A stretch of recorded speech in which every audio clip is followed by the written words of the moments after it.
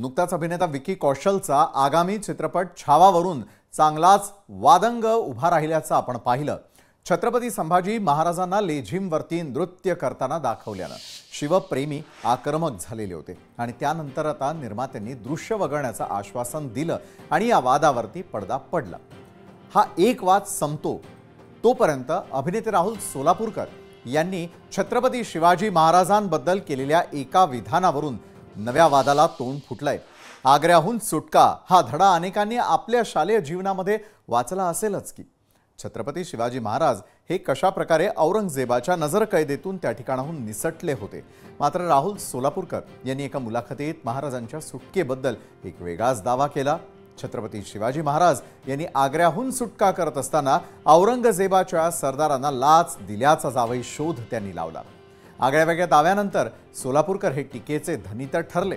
सोलापूरकरांनी केलेल्या या वादग्रस्त विधानानंतर छत्रपतींचे वंशज आणि खासदार उदयनराजे भोसले हे चांगलेच संतापलेत।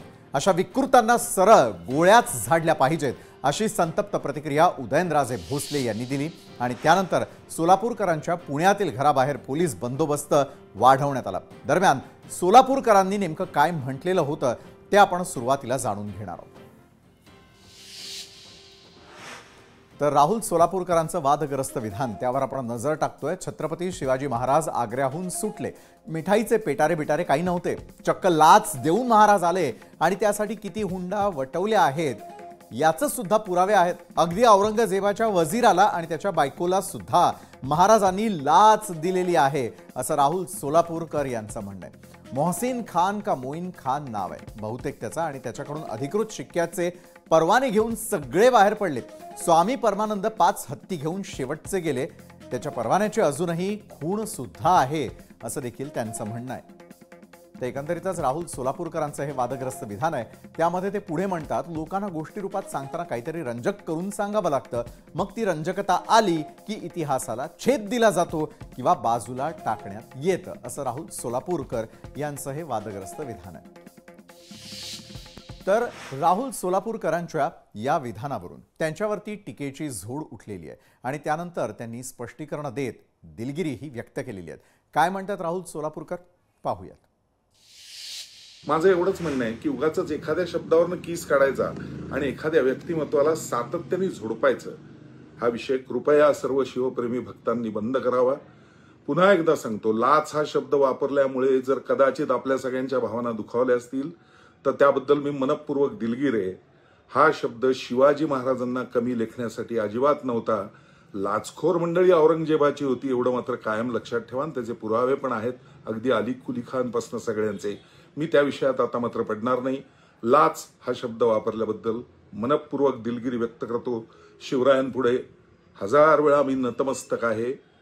कदाचित जर आपल्या या भावना दुखावल्या असतील तर त्या या माझ्या खुलाशामुळे दूर होतील अशी अपेक्षा। बरं, सोलापूरकरांनी जरी दिलगिरी व्यक्त केलेली असली तरी देखील उदयनराजे भोसले हे मात्र चांगलेच आक्रमक झालेले। त्यांनी पत्रकार परिषद घेत सोलापूरकरांवरती संताप व्यक्त केलेला आहे। उदयनराजेंनी नेमकं काय म्हटलंय ते आपण आता पाहणार आहोत। तर उदयनराजे काय म्हणतायत त्यावरती एक नजर टाकूयात। उदयनराजे म्हणालेले आहेत, राहुल सोलापूरकर सारख्या व्यक्तीची जीभ हासडली गेली पाहिजे। महापुरुषांबाबत जे अवमानकारक विधान ते करतात त्यांना जनतेनं वेचून ठेचलं पाहिजे। महापुरुषांबाबत बोलणाऱ्या विकृतांमध्ये वाढ झाली तर देशाच्या अखंडतेला धोका निर्माण होऊ शकतो। जाती धर्मामध्ये जी तेढ निर्माण होते ती अशाच विकृतांमुळे होत असते। विकृत विधान करणाऱ्या व्यक्तीचे चित्रपट किंवा ते जिथे जिथे अभिनय करत असतील ते हाणून पाडलं पाहिजे। चित्रपट सृष्टीतील कलाकारांनीही अशा लोकांना थारा द्यायला नको असं उदयनराजे म्हणतात। तर या लोकांना गाडलं गेलं नाही तर देशाच्या अखंडतेसमोर धोका निर्माण होईल। मी तर म्हणतो अशा विकृतांना सरळ गोळ्याच झाडल्या पाहिजेत हे वक्तव्य आहे उदयनराजे यांचं। आणि आजच्या याच महत्त्वाच्या विषयावरती अधिक चर्चा करण्यासाठी आज आपण आपल्या सोबत आमंत्रित केलेला आहे इतिहास अभ्यासक डॉक्टर संग्राम पाटील आपल्या सोबत आहेत। संभाजी ब्रिगेडचे संतोष शिंदे आणि राष्ट्रवादीचे उपाध्यक्ष महेश जाधव यावेळेला आपल्या सोबत जोडले गेले आहेत। आपल्या सर्व मान्यवरांचं मी स्वागत करतो आणि सुरुवात इतिहास अभ्यासक डॉक्टर संग्राम पाटील मी आपल्यापासून करणार आहे।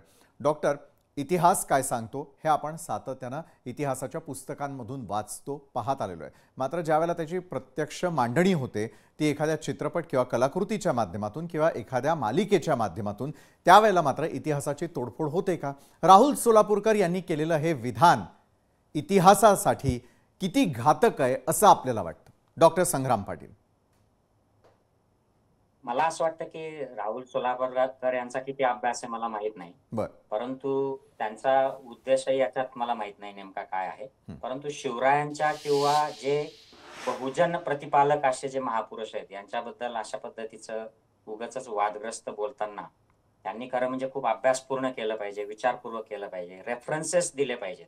म्हणजे आपण मान्यही करूयात की शिवरायांनी औरंगजेबाच्या वजिराला आणि त्याच्या बायकोला, म्हणजे औरंगजेबाच्या बायकोला लाच घ्यायची काय गरज पडली काय माहिती, तो सम्राट होता, मोस्ट इंडिया त्याच्या ताब्यात होता. तर याचे ऑथेंटिक रेफरन्सेस त्यांनी द्यावेत. शिवरायांनी दिले आहेत ना, लोकांना पैसे दिलेले आहेत. राज्याभिषेक करताना लाखो सुवर्णमुद्रा त्यांच्या पंतांना, त्या गागा भट्टाला, सगळ्यांना दिलेल्या आहेत त्यांनी. हे आहे काही ठिकाणी त्यांनी केलंय, परंतु त्यांनी जी स्वतःची सुटका करून घेतली, शंभूराजांची सुटका झाली, याचा पराक्रम आपण त्याला पराक्रम न मानता हे केवळ लाचचं कृत्य होतं असं त्यांचं अवमूल्यन करायच्या उद्देशाने केलं की त्यांनी नकळत काही केलं. मी ऐकलं आत्ताच, लोकशाहीवरच ऐकलं की त्यांनी दिलगिरी व्यक्त केली आहे. त्यामुळे खरं तर फार याच्यावर रिॲक्ट होऊ नये. ते काही इतिहास संशोधक नाहीयेत, कदाचित माझ्यासारखेच अभ्यासक असतील वाचून ऐकून, पण काही बोलताना रेफरन्सेस द्यावे त्यांनी, नाहीतर मग विपर्यास होतो. आणि मग ही काही जी मंडळी आहे, काही विशिष्ट विचारसरणीची मंडळी, नेमकं छत्रपती शिवरायांनाच अशा पद्धतीच्या गोष्टी टार्गेट, त्यांचा गुरु बदलणे, त्यांचे वडील बदलणे इथपर्यंत म्हणजे या लोकांची मजल गेलेली आहे. तर यांना सावरकर नाही दिसत, गोलवलकर नाही दिसत, अटल बिहारी वाजपेयी नाही दिसत, नेमके फक्त शिवरायच त्यांना दिसतात. तर हे एक थांबलं पाहिजे आणि आपणही शिवप्रेमींनी फार फार त्याच्यावर अग्रेसिव्ह रिॲक्शन्स देणं बंद केलं पाहिजे. कारण काय होतं, ते काहीतरी टाकतात समोर आणि मग आपण त्याच्यावर रिॲक्ट करतो, तर मग हे असं एक सायकल चालतं ना. आपण भूतकाळात रममाण होतो आणि खरे शिवाजी, खरा औरंगजेब, खरे शंभूराजे हे जाणून न घेता आपण या लढायांमध्ये व्यस्त होतो. खरं तर इतिहास फार वेगळा आहे. म्हणजे छत्रपती शिवराय, त्यांच्या काळचा ते सगळा परिसर, त्यावेळेचा इन्फ्लुएन्स, वारकरी पंथ, मावळणारा बुद्धिझम, उगवणारा ब्राह्मणिझम, हा सगळा फार वेगळा त्याला पार्श्वभूमी असते. परंतु हे वेगळ्या पद्धतीने आपण सांगत असतो, तर हे समजून घ्यायला मग अडचणी होतात अशा काही स्टेटमेंट्स केले. बरोबर आहे, समजून घेणं महत्वाचं, गैरसमज झालेले अतिशय अयोग्य. संभाजी ब्रिगेडचे संतोष शिंदे यांना मला पुढचा प्रश्न करायचा आहे. संतोषजी, उदयनराजेंनी थेटपणे आता इशारा दिल्याचं आपल्याला पाहायला मिळतं आणि त्यानंतर राहुल सोलापूरकर यांनी दिलगिरी जरी व्यक्त केलेली असली तरी देखील ती दिलगिरी किती मनापासून आहे हे सांगणारा व्हिडिओ तर आता महाराष्ट्रानं पाहिलेलाच आहे. मात्र दुसरीकडे ज्यावेळेला उदयनराजेंना यावरती बोलावंसं वाटतं, अनेकांच्या भावना दुखावल्या गेल्याचं आपल्याला पाहायला मिळतं. मात्र इतिहासाची मोडतोड किती खपवून घ्यायला हवी. शिवाजी महाराज इथं आपल्या लोकशाही चॅनलच्या स्टुडिओमध्ये असणारे किंवा महाराष्ट्रामध्ये हा चॅनल पाहणारे प्रत्येकाच्या मनामध्ये छत्रपती शिवाजी महाराज आहेत. छत्रपती शिवाजी महाराज ही आपल्या महाराष्ट्राची, देशाची अस्मिता आहे. छत्रपती शिवाजी महाराजांपेक्षा मोठं कुणी नाही असं प्रत्येक जण म्हणतात.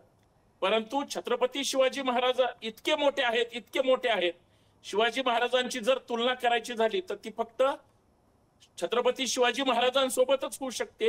इतकं मोठं शिवाजी महाराजांचं कार्य आहे, पण ती काही सनातनी विकृत मंडळीला सहन होत नाही. राहुल सोलापूरकर बोलले, याचा अर्थ राहुल सोलापूरकरचा मेंदू कुणाचा आहे, तर तो RSSचा आहे, तो संघाचा आहे. माझ्याकडे पुरावे आहेत, मी सकाळी सगळ्यांना पाठवले सुद्धा, की ज्यांची उठबस संघाच्या विचारधारेतून होती, ज्या राहुल सोलापूरकरांची विश्वस्त म्हणून भांडारकर संस्थेचं ते पद घेतात, याच भांडारकर संस्थेतून पाटील सरांनी सांगितल्यासारखं जेम्स लेन व्हाईट इतिहास लिहितो, तो राहुल सोलापूरकर त्या मनुवादी पिलावळीमध्ये जन्मलेला आहे. त्याच्यामुळे यांच्या डोक्यामध्ये शिवाजी महाराजांचा खरा इतिहास, चांगला इतिहास सांगायचं यांना अजिबात जमत नाही. छत्रपती उदयन महाराज भोसले साहेब जे रागावलेले आहेत, एका छत्रपती शिवाजी महाराजांच्या वंशजाची जर इतकी तीव्र प्रतिक्रिया असू शकते, तर शिवप्रेमी तर एकतर्फी महाराजांवर प्रेम करतो. शिवप्रेमींनी ना शिवाजी महाराज पाहिलेत ना त्यांचा इतिहास पाहिलाय. इतिहास घडवलाय मावळ्यांनी, परंतु तो लिहिलेला नाही. लिहिला असा चुकीचा या मनुवादी कावळ्याने, म्हणून ते चुकीच्या पद्धतीनं मांडतायत. म्हणून तमाम शिवप्रेमी महाराष्ट्रातला सध्या संतापलेला आहे. आणि मला आपल्या लोकशाहीच्या माध्यमातून सांगायचंय, हा राहुल सोलापूरकरनी दिलगिरी व्यक्त केली, उपकार केलेले नाहीत. शिवाजी महाराजांना लाच हा शब्द याच्या माध्यमातून चिटकवण्यात आलाय ही साधी गोष्ट नाही. जाणीवपूर्वक ही मंडळी वारंवार वेगळ्या वेगळ्या माध्यमातून, कथा, कादंबऱ्या, नाटकाच्या माध्यमातून चुकीचा इतिहास पेरत आलेले आहेत. आणि सोलापूरकरनी आता जे वक्तव्य केलंय, भविष्यात पुढच्या 25-30 वर्षांनी असंच पुस्तक जर महाराष्ट्रात बाजारामध्ये आलं, वेगळं वाटायची गरज नाही. म्हणून जोपर्यंत महाराष्ट्राची नाक घासून शिवाजी महाराजांसोबत हा व्यक्ती माफी मागत नाही, तोपर्यंत उदयन महाराजच काय, कुणीच याला सुट्टी देणार नाही. एक. आणि दुसरी गोष्ट, छत्रपती शिवाजी महाराज हे राष्ट्रपुरुष आहेत. वारंवार परवा छावा चित्रपटातून संभाजी महाराजांना लेझिम खेळताना दाखवलं. याच्या अगोदर सुद्धा हर हर महादेव चित्रपटातून सुद्धा बदनामी केली. या लोकांची हिंमत होती कशी काय? हे लोक शिवरायांचा इतिहास बदनाम कसं काय करू शकतात? यांची हिंमत याच्यामुळे वाढलेली आहे की आपलं कुणीच काही करू शकणार नाही. आपण फक्त विष पेरत राहायचं. जे काही पेरलेलं विष आहे, जे घेतील ते अजून विषारी होतील. हे कुठंतरी थांबलं पाहिजे. म्हणून आता यांना सुट्टी दिली नाही पाहिजे. शिवाजी महाराज राष्ट्रपुरुष आहेत. सरकारनेच सो मोठं त्या ठिकाणी राहुल सोलापूरकर वर गुन्हा दाखल केला पाहिजे. आणि इथून पुढे जर कुणी चुकीचं लिहिलं, बोललं, सांगितलं, त्यांना कठोर शासन झालं पाहिजे. बरं, तुम्ही म्हणताय गुन्हा दाखल व्हायला हवा. सरकार नेमकं काय करणार आहे? महेश जाधवजी, यावेळेला राष्ट्रवादीचे उपाध्यक्ष महेश जाधवही आपल्या सोबत आहे. महेशजी, एकतर मला याचं उत्तर हवंय की सरकार यामध्ये लक्ष घालणार का? दुसरा महत्वाचा प्रश्न की इतिहासाच्या बाबतीतले अनेक दाखले देत असताना, तुम्ही आम्ही कुठल्याही माध्यमातून बोलत असताना, सोशल मीडियावरती व्यक्त होत असताना, वर्षानुवर्षे हे असंच काळ टिकून राहणार आहे याचा विचार आपण कधी करणार आहोत? पूर्वी पुस्तकांमध्ये झालेले फेरबदल सगळ्यांनी पाहिले, समाज माध्यमांवरती लिहिलं गेलं असेल किंवा आपण बोललं गेलं असेल, तर हे चिरंतन काळ टिकणाऱ्या गोष्टी आहे.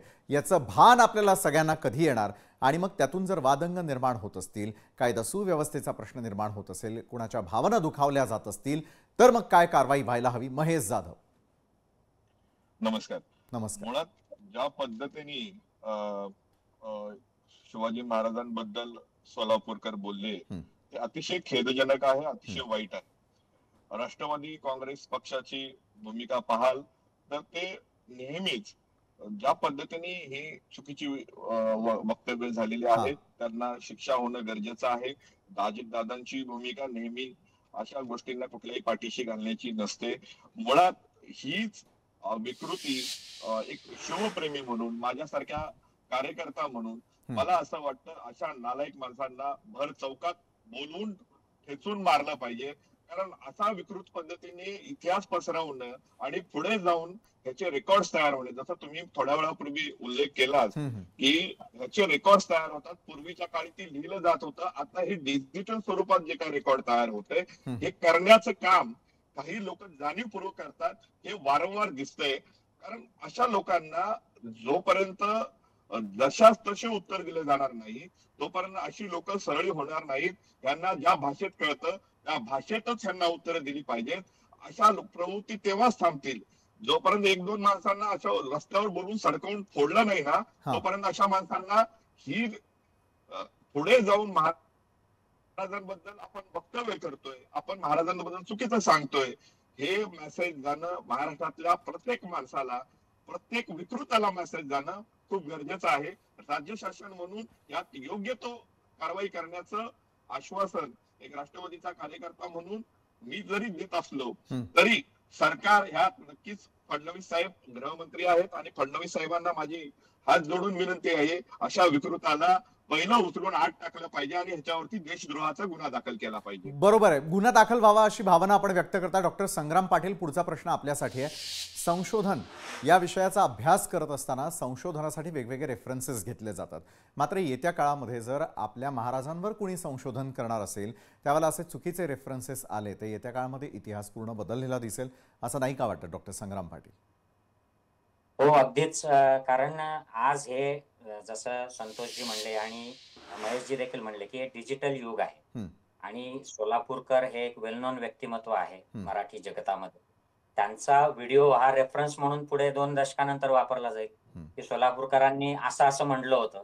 मग ते पुढे मागे जाऊन कोणी बघणारच नाही की याला काय ऑथेंटिक सोर्स काय होता. जसं पुरंदरेंनी त्यांच्या ग्रंथामध्ये काही अशा मेडअप स्टोरीज टाकल्या, जे शिव इतिहास जो बदनाम केलेला आहे या मनुवादी ब्राह्मणवादी लेखकांनी, त्याचं मागे जाऊन कोणी बघतच नव्हता. आता लोक बघायला लागले.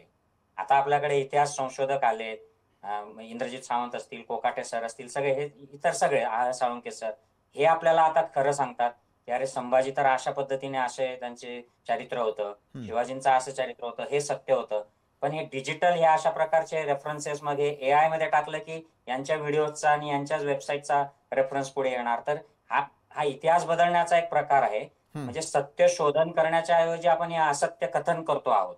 आणि हे याच्यात तर मला टिपिकल ही मनुवाद्यांची जी यूज अँड थ्रो पॉलिसी आहे, की शिवरायांना एक ब्राह्मणवादी आणि अँटी मुस्लिम जेवढं दाखवायचं होतं त्याचा राजकीय फायदा करून घेतला.